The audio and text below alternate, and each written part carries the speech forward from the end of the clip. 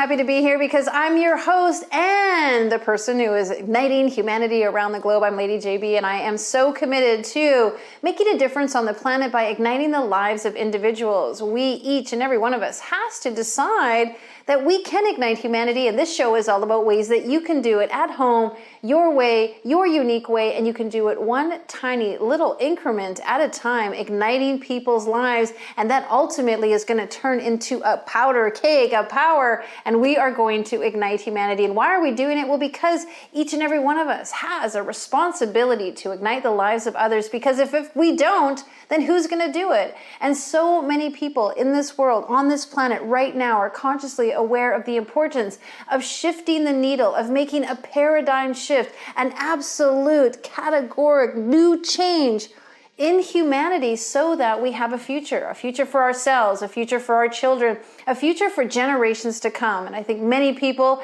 and the people who are showing up on this show, are all committed to igniting humanity because we know that when we ignite ourselves, we ignite others. And when we ignite others, we make a massive, massive impact. Now, we've got 7 principles when it comes to igniting humanity, and my top number 1 favorite is we need to ignite what's possible. We need to be thinking about what's possible for ourselves, because too many times we've been told what we can't do, what we're not allowed to do, where we can't go. And the truth is, all it is holding us back in what is possible. Imagine if we could ignite the minds of everyone on what's possible in the world, how they can invent new things, solve problems, end world hunger, fix the climate change, allow the polar ice caps to not melt. Imagine the things that we could do if we were igniting the possibilities in the minds of others, and we can do that one person at a time. And I'm so committed to doing it through our schools. We are building schools in Indonesia, Cambodia, and Pakistan to start igniting the lives of students and igniting literacy, because when you are learning, you are growing, and when you are growing, you are manifesting, and when you can manifest, you can make a big difference. And so we'd always love for you to help with our donations to our schools. We are pulling plastic out of the landfills and using that to make bricks to build our schools, and that's going to ignite the children's lives in those communities. If you want to be a part of that, and we'd love to have you, ignitehumanity.life/donate is where you can go and buy bricks, and we'll go into the walls of our schools. Now, $1 buys a single brick. Imagine the impact you could make with $10, $100, or $1,000 towards a school. Each and every school takes 35,000 bricks. So we've got a lot of work to do, folks. So if you'd like to be a part of that initiative, ignitehumanity.life/donate is where you can make a big impact. And that impact means you are going to change people's lives. Now, a lot of people are measuring success by dollar amounts and by how much money they have. And what we want to do is shift the paradigm on that and tell you that you can make impact, and that is priceless. There's a treasure in amount of impact that you can make, and there's no dollar value that you can add to that. All right, well, let's jump into the show, because we're going to be talking about paradigms and shifts and all kinds of ways that you can do some amazing things. Our guest right now, Julian Valderrama, is the author of 3 amazing books about manifesting desire. That's a big word, desire. Talk a little bit about that. What does it mean to manifest desire? Well, I think it's a pretty simple concept. You know, we are all individuals. We were born under different circumstances, and life will make you experience things that are negative. It's true. There's no denying that. And actually, there's a physics lesson on that. Most people who have taken a physics class, they learn about entropy, but they haven't actually or factually fully comprehended what entropy does to people's lives. What is it? Entropy. Entropy. I don't know this word. So the law of entropy says that all atomic structures in the universe, or all energy, right? We are all made of atomic matter. And that atomic matter is subject to entropy, which is a law of physics. And what it does, not to try to take away the scientific jargon, essentially what it does is that all energy in an atomic structure loses energy and eventually loses all of it. Wow. Right. So I miss physics. So yeah, it's something that I've had a passion for. And how do we connect this to desire? Yeah. Well, because entropy will create chaos in your world if you're not paying attention. I'll give you an example. In hospitals, people who will, they'll be put on a bed, right? If they sit there for a long time, what happens to them? They'll atrophy. They'll start to get more ill. They get bed sores. Oh, right. Right? So what are they telling us? Like, you need to get up and move. So essentially what the law of entropy says is that any atomic structure that's sitting still, not moving, without activity, will pay the price by losing energy. Just standing, doing nothing. So you can think of a person who may be negligent in their health. Maybe they sit down, watch TV, eating junk food, not taking care of themselves. Entropy will come in and make that situation a lot worse. I mean, I didn't know this word, but I do know this concept. I talk about it sometimes about neglect. Yeah. If you neglect a plant, it will die. If you neglect a pet, it will die. If you neglect your home, it will start to dwindle. If we neglect ourselves, and we've been neglecting humanity, really, think pre-pandemic, the kinds of things that were important to us. I mean, they were really quite trite in a lot of ways. We were neglecting the fact that we have to be thinking about our future. Yes. We're neglecting the environment. We're neglecting a lot of things. So this entropy, neglect, they kind of go hand in hand, that things will start to dissipate and start to die or start to... Correct. Exactly. That's precisely the observation. And I like to approach it from a physics standpoint because, when we were born, we grow up to adjust and act in harmony with the law of gravity because we're afraid to fall, even today, and we know. Now, if you see somebody fall from a 10-story building, would you say that the law of gravity murdered them? No. What happened? Gravity just was the law. Exactly. The law was in play. Exactly, precisely. So this awareness of entropy will bring massive awareness to humanity if they understand that this law is always at work in their lives. Then they have the moral obligation to achieve their desires. It's no longer, you should consider going after your goals and dreams. I want to encourage you to go after your dreams and desires. In fact, because of this law, we have the moral obligation to go after our dreams and desires, because if we don't, the reverse starts to happen. I like what you're saying, because a lot of people have a dream or have a desire and they don't nurture it, they don't address it, and what happens? It dies. It does. And so desire, actually, what you're saying is an entity in itself. And I think this is fascinating because desires, I feel, come to us as a life force. Yes.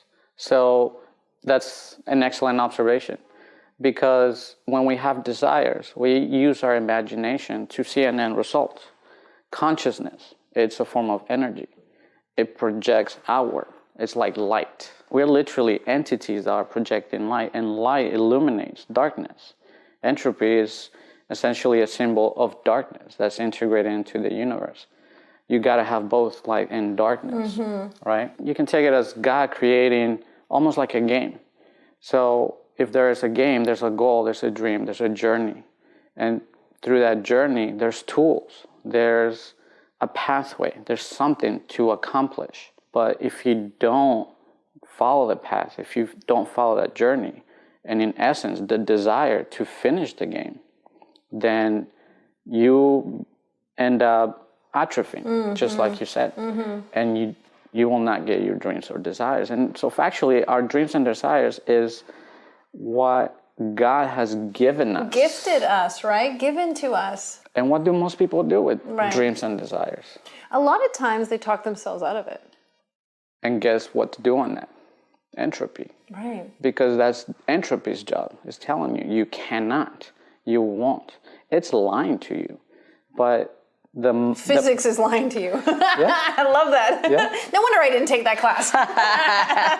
Because I love the idea of anything is possible. I talked about it at the top of the show. One of the principles of Igniting Humanity is to instill the idea of what's possible. Yes. Is there a physics or is there a theory around how do we activate possibilities? Of course. Again, it just goes back to desire.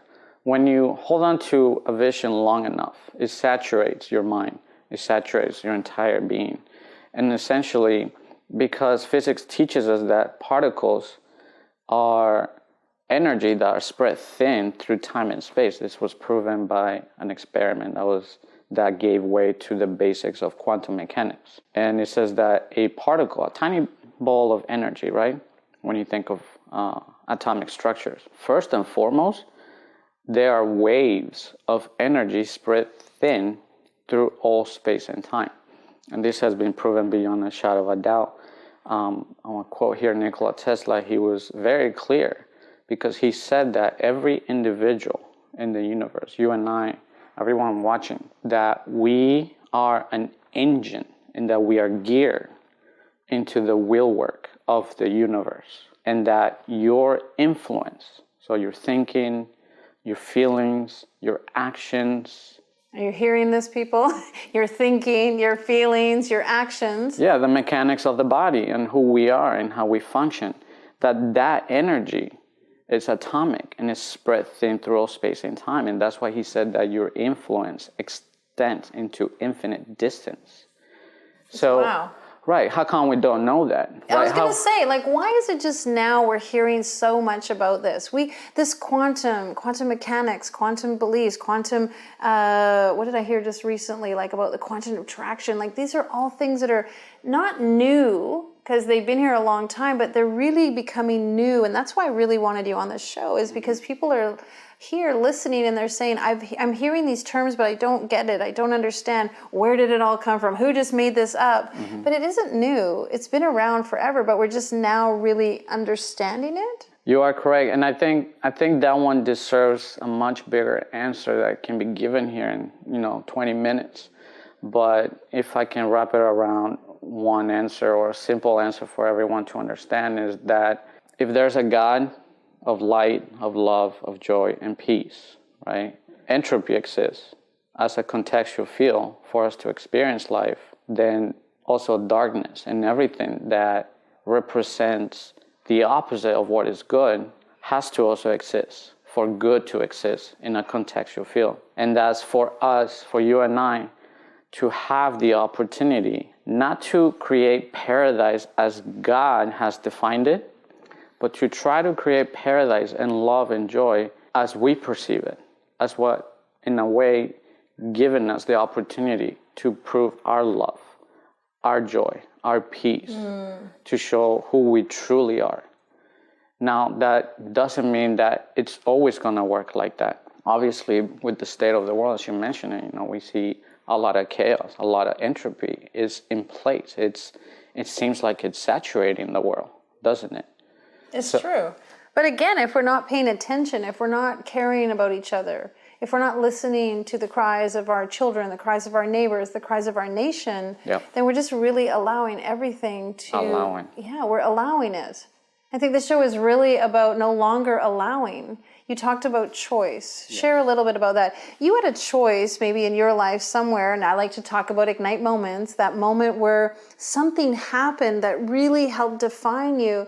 Did you have that moment where you had to make the choice between what society maybe has been teaching us, maybe what you've been told, maybe that was down that path of entropy, and yet you decided, I'm going to go this way? Yes, absolutely. So many times we go through life experiences. So specifically mine, I was raised in a highly dogmatic, religious type of environment. And it came to a point where, as I was being taught, a lot of this knowledge that they call truth. This is the truth, if you follow this truth. Now, what happens, I realized that a lot of this truth was mixed with inaccuracies. And because you begin to mix truth with inaccuracies, or many times write out lies, right? And then you start applying information or principles that are teaching you that they teach under the light of truth, and you continue doing so, things are not working out. There's no result, right? The quality of your philosophy about life will determine the quality of your life. So that hit home run for me. It's like there's something wrong. I have to check to see what is going on. And many times, a lot of these dogmatic approaches to learning and teaching which we grew up under, will encourage individuals to just not look at everything else, not to expand their perspective, not to look at other people's point of view, that this right here is the only truth ever. Right. Right? And I came to find out that was highly detrimental. And I came to find out through, the experience of life. Essentially, in a very real sense, entropy took over my life. Things were not working out. I wasn't happy. I wasn't sleeping. I was relatively healthy, but emotionally I was always drained, tired, because I was in a routine where I was just hammering in on the same teachings, the same things that I was being taught, but nothing was working out. It's like if I told you, go to the gym, but lift pillows, you'll get some results. That's insane. Good example. Right. That's essentially what was happening. So I decided to expand my perspective, my perception, by exploring as many different points of views as I could. On top of that, I also had to filter what I thought I knew was truth, and then compare that and contrast that to evidence. Good right? point. Yeah, I had to. And I started studying many books on success philosophy. I was looking for people who had the evidence of what they were talking about. I went to the sciences of success philosophy, the subconscious mind, the superconscious mind, how to program yourself, how to be positive, the benefits of having a cheerful attitude. Essentially, I had to really grind down and attempt to understand what creates success. Whether that's, I wasn't sleeping well. It's like, okay, my desires, I want to be able to sleep. Yeah. And I think that's important because a lot of people are listening to you and they're like, wow, he's so intelligent. He's talking about things I don't really understand. But the cool thing is you dialed it right down to joy, sleeping well, happiness. I mean, those are things that everyone can relate to. Yes. It doesn't take a super scientist to realize that I want to be happy or I want to feel good or I want to sleep well. And those fundamental things is where you decided you wanted to get some answers and some clarity. I think that also is a good point because a lot of us just wait to hear what someone else just tell me what to do. Fill me in and I'll just be there. We're not really searching for our own unique answer. And do you find that in that search and in that discovery, you found things that you didn't even realize and yet they were the answers? Of course, absolutely. Once you decide to expand your perceptions and your perspective by including other points of views, right? It makes you think about things. It makes you consider options. And when if you take a quarter and you flip a coin and you're always flipping tails and it's tails, tails, there's something wrong with the quarter. Right. If you have the proper quarter, even though you might flip tails, let's say 10 times, law averages says you're going to flip that heads. Right. It's going to happen. So essentially, that's something I had to put into perspective. And coincidentally, I was able to access this training. And it wasn't, it wasn't hyper specific. It was like a form of meditation that was encouraged. And it was an audio, and it was using like a form of sound frequency. And you were supposed to just sit down and listen to it. And I did this with this one. And I had the most mind-blowing experience where I went into a state of mind where I have absolute equanimity, where I felt love, I felt joy, I felt peace, I felt who I really was as an individual, as a person. And when this happened, it was such a high level state of consciousness. And this is something I tend to keep to myself because it's my own experience, right? So maybe challenging for other people to understand what I'm talking about here. But it was such a contrasting experience for me as far as what it meant to feel real happiness, real joy, real peace, to feel hopeful, and to have faith in your life. So when that happened, I had to question everything that I thought I knew was true that was going to bring me love, joy, or peace, or happiness, which is the foundation to just live a life. Right, humanity and all of us. What's neat, what you said is that you had to think. And it made me think that why wouldn't we want to think? I mean, why would we want to come here and be on this earth and just follow a plan, a dogma, a message, just do what people tell us or why wouldn't we want to think?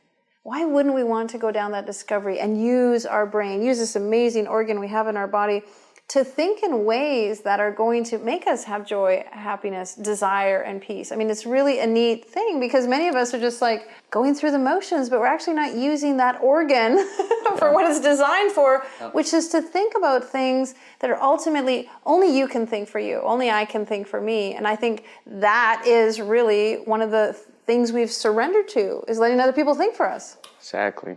And ironically, going back to entropy will make people's circumstances so bad to a situation where they become desperate. Right, grind them, right? Yes, exactly. It will erode them. Their, whatever, whether it's a relationship with a spouse, whether it's at work, maybe a job that they've been miserable for a very long time, and then it just keeps getting worse and worse. Maybe it's your health. And you're not, like you said, not thinking about what you're doing. Do you think about what you're thinking about? And do you think about what you're doing on a day-to-day basis? Are you being in the moment of what's going on? Are you examining your environment? How does it contrast to a person of success, right? So since we're little, we're not taught how to think. That's right. We're taught what to think. Right, or how to follow. Or how to follow, exactly. So it becomes a pattern that is cemented.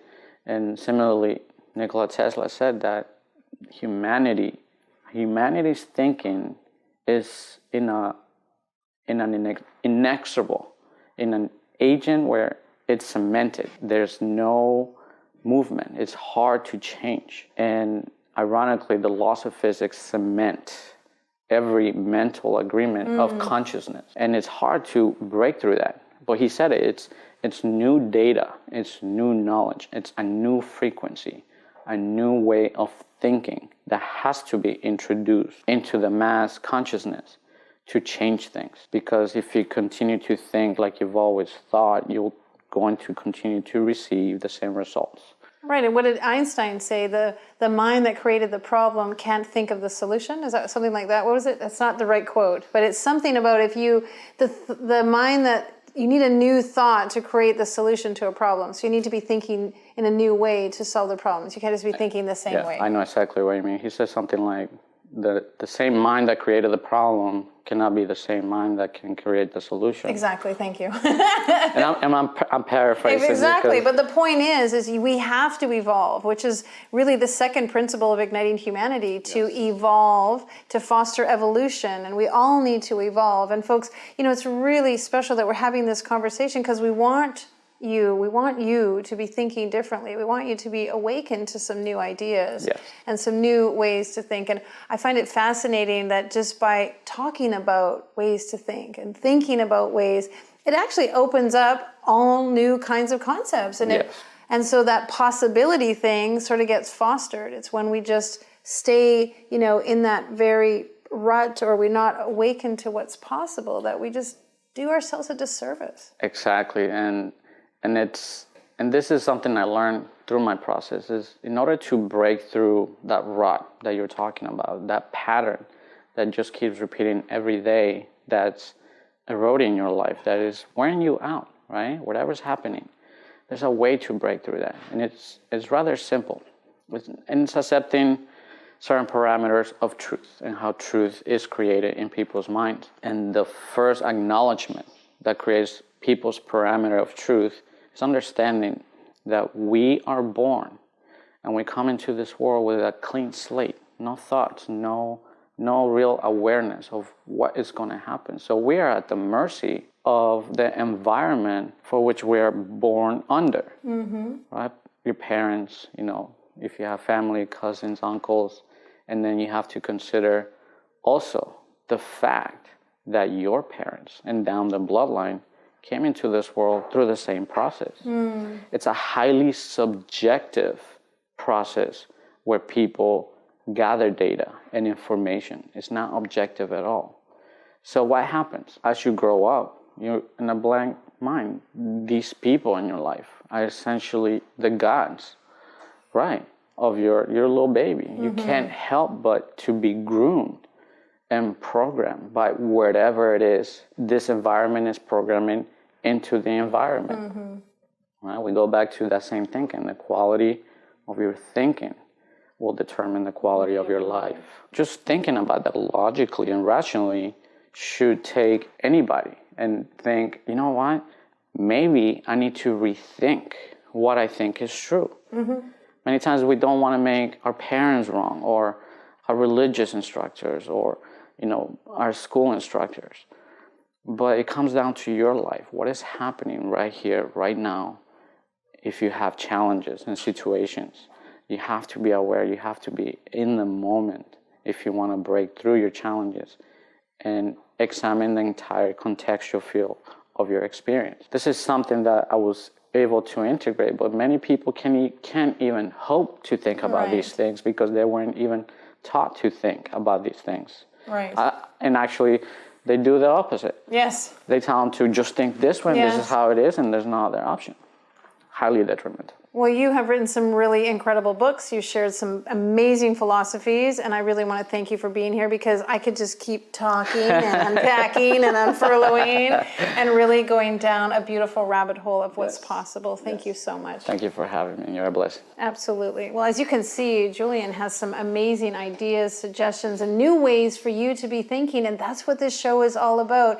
If you didn't understand some of the things that we talked about, that's awesome, because that gives you the opportunity to think about what we shared, so you can have some new thoughts, and what you think about and what you believe, that automatically contributes to the life that you will achieve. And so if you want to watch this episode again, please go to ignitehumanity.life/watch, and you can watch it again, because I learned a lot just listening, and the idea of what's possible and what we're capable of and expanding our thinking.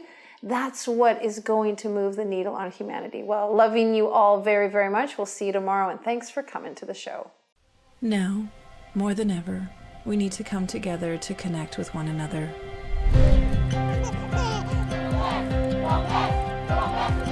We need to feel the truth in who we are and let go of everything that's happened in the past.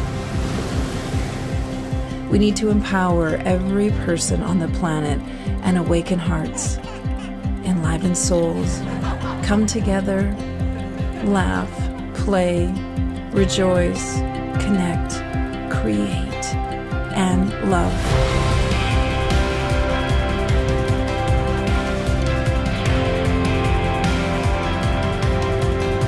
It's time to ignite humanity. We want you to be a part of something that will impact the future for everyone. We want you to tell your story, share your Ignite moment, show people who you truly are. Be a part of igniting humanity and making a difference in the world and all of our futures.